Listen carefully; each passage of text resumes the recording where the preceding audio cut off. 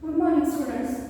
Students, आज आता आपल्याला ग्रामरमधला आणखी एक पाठ शिकायचा आहे. तो आहे से हू आय एम. त्या लेसनचं नाव काय आहे? से हू आय एम, म्हणजे मी कोण आहे. आता तुमच्या अवतीभोवती बरीच माणसं असतात. म्हणजे आपण जेव्हा एकमेकांशी बोलतो किंवा काय जे आपलं बोलणं इकडं चालू असतं, म्हणजे एकमेकांशी संपर्क येणं, तर तुमच्या संपर्कात अशी पण लोक असतात की जी, आता समजा म्हणजे तुम्ही आता रोज शाळेत येता तेव्हा आम्ही तुम्हाला शिकवत असतो, बरोबर? तेव्हा अशा लोकांसाठी काही विशिष्ट नावं पण आहेत, बरोबर आहे ना? आता जेव्हा आम्ही तुम्हाला शिकवत असतो तुम्ही आम्हाला काय म्हणता? टीचर म्हणता, बरोबर आहे ना? तर आपल्याला आता अशाच लोकांची ओळख करून घ्यायची आहे जे काही विशिष्ट नावं आहेत त्या लोकांसाठी. मग आता ती नावं म्हणजे काय तर बघूया आपण. There are nouns that stand for people who do certain specific activities. आता बघा, नाउन्स आहेत असे काही की जी एका विशिष्ट लोकांसाठी ते नावं आहेत. काही त्यांच्या त्या स्पेसिफिक ॲक्टिव्हिटीज असतात. म्हणजे जसं की आता बघा, आम्ही टीचर आहोत, आम्ही तुम्हाला काय करतो? शिकवतो. म्हणजे who teaches, a person who teaches is called teacher, बरोबर आहे ना? जो आपल्याला शिकवतो त्याला आपण काय म्हणतो? टीचर म्हणतो. आता बघा, आणखी काही उदाहरण बघूया आपण. A person who stitches clothes is called tailor. Stitch करणे म्हणजे शिवणे. अशी व्यक्ती जी कपडे शिवती त्यांना आपण काय म्हणतो? टेलर. काय म्हणतो? Tailor. A person wait at tables in hotel is called waiter. बघा, तुम्ही जेव्हा हॉटेलमध्ये जाता तेव्हा तुम्ही ऑर्डर कोणाला देता? वेटरला. म्हणजे तुम्हाला आता माहिती आहे की वेटर काय असतं. तर वेटरचं काम काय की तुमची ऑर्डर तुमच्यापर्यंत पोहोचवणे, बरोबर आहे? तर पर्सन वेट ॲट टेबल, आपल्या टेबलापाशी ती व्यक्ती जेव्हा आपल्याला काही गरज असते तेव्हा आपण त्या व्यक्तीला हाक मारतो आणि एखादी गोष्ट आणायला सांगतो. मग अशा व्यक्तीला काय म्हणतो? म्हणजे हॉटेलमध्ये आपण जी अशी व्यक्ती असते त्याला आपण काय नाव आहे? त्याला आपण म्हणतो waiter. Okay. A person who is member of army. आपली जी आर्मी आहे त्याचा जो मेंबर असतो त्याला काय म्हणतो आपण? सोल्जर, म्हणजे सैनिक, बरोबर आहे? आपल्या आर्मीच्या पर्सनला आपण सोल्जर असं म्हणतो. आता बघा, मी इथे काही नावं लिहिलेली आहेत ब्रॅकेटमध्ये, तर आणि इथे काही खाली वाक्य लिहिलेली आहेत. तर त्या वाक्यांसाठी ती कोणती नावं सुटेबल आहेत हे आपण शोधायचं. फिलिंग द ब्लँक्स आहेत, म्हणजे हे आपल्याला सॉल्व्ह करायचं हा क्वेश्चन. आता बघा तो कसा करायचा. I make bread, I am a. मी काय बनवतो? ब्रेड बनवतो. मग ब्रेड कुठे बनतो? बेकरीमध्ये, बरोबर आहे ना? ब्रेड हा कुठे बनतो? बेकरीमध्ये. मग ब्रेड बनवणाऱ्याला काय म्हणायचं? Baker. BAKER, baker. I fly an aeroplane, I am a. मी विमान उडवतो. मग आता जी व्यक्ती विमान उडवते किंवा विमान चालवते त्याला आपण काय म्हणतो? Pilot. PILOT, pilot. I act as जज इन क्रिकेट मॅच. मी क्रिकेट मॅचमध्ये जज म्हणून काम करतो. जज म्हणजे जो निर्णय देणारा असतो त्याला जज म्हणतात. जज म्हणून काम करतो. तर जे क्रिकेट मॅचमध्ये निर्णय देणारे असतात त्यांना काय म्हणतो आपण? Umpire. I am an umpire. I cut your hair, I am a. मी तुमचे केस कापतो. कोण कापतो?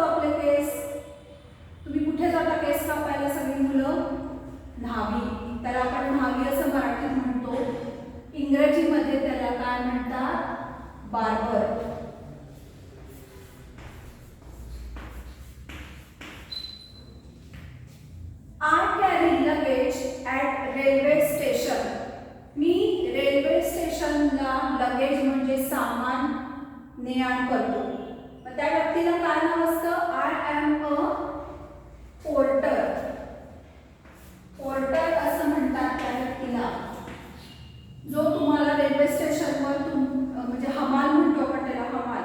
तुमचं सामान रेल्वे पाशी नेऊन देणं, रेल्वेतलं सामान आणून तुम्हाला गेट पाशी आणून देणं, त्यांना आपण हमाल असं म्हणतो.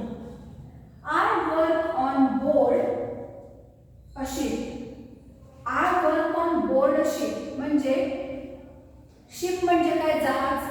तर जहाजावरती मी काम करतो. तर कोण असतो जहाजावरती काम करणारा? त्याला म्हणतात सेलर. काय म्हणतात? सेलर. सेलर म्हणजे खलाशी. मराठीत त्याचा अर्थ खलाशी असा होतो. खलाशी म्हणजे ज्या व्यक्तीला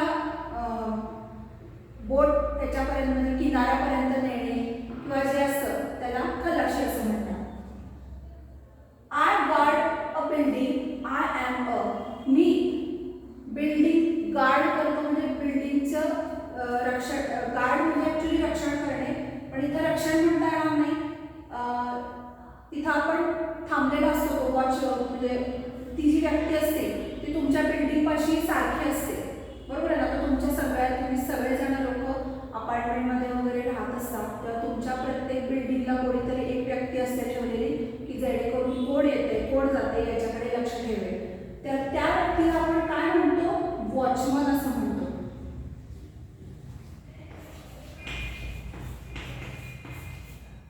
वॉचमन. तर बघा आता आपण आज काय शिकलो? ही जी सगळे लोक आहेत यांना विशिष्ट नावं दिलेली आहेत, बरोबर आहे ना? तर आज आपण हे शिकलो की काही विशिष्ट लोक जी काम करतात त्यांना एक नाव असतं. ती नावं आज आपण शिकलो.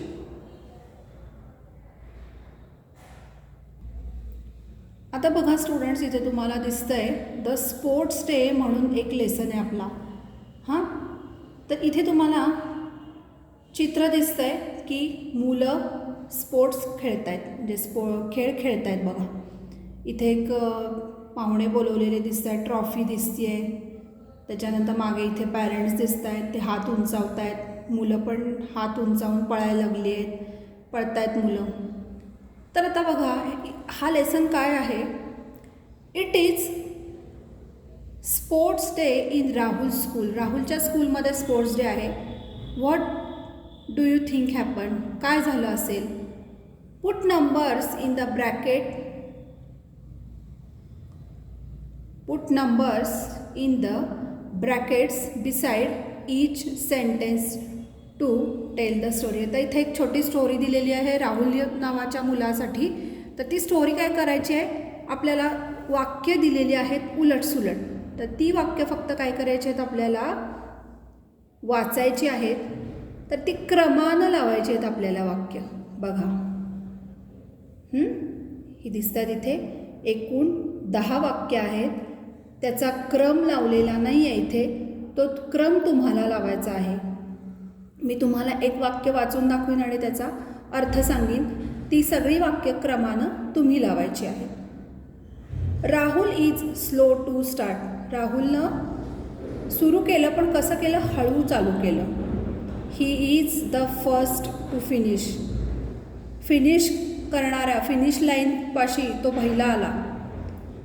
It is sports day at school. आज शाळेचा स्पोर्ट्स डे आहे. He is happy to win the cup. Rahul जिंकला आहे, त्याला आनंद झाला आहे कप जिंकला म्हणून. Soon he overtakes others.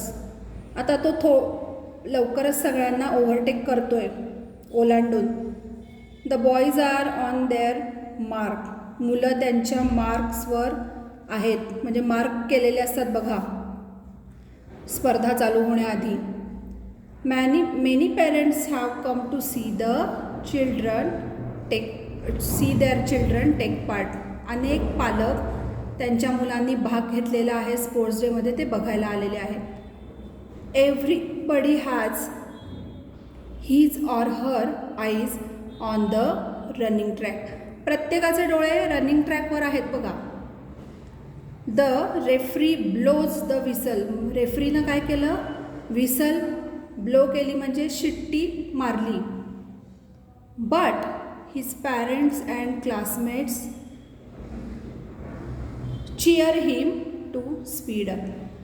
आता काय करायचं आहे आपल्याला? तर हे सगळी जी वाक्य उलटसुलट दिलेली आहेत ती लावायची आहेत. आता पहिलं वाक्य मी तुम्हाला सांगते. 3 नंबरचं वाक्य आहे ते पहिलं असेल, it is sports day at school. काय आहे पहिलं? आज स्पोर्ट्स डे आहे. Many parents have come to see their children take part. अनेक पालक आलेले आहेत, आपल्या मुलांनी भाग घेतलेला आहे तो बघायला. अशा प्रकारे तुम्हाला मुलांनो ही वाक्य जी आहेत ही नीट वाचून क्रमानं, त्याचा क्रम फक्त पुढे लिहायचा आहे. इथे ब्रॅकेट्स दिसतात बघा दिलेली, त्या ब्रॅकेटमध्ये त्याचा योग्य क्रम लिहायचा आहे.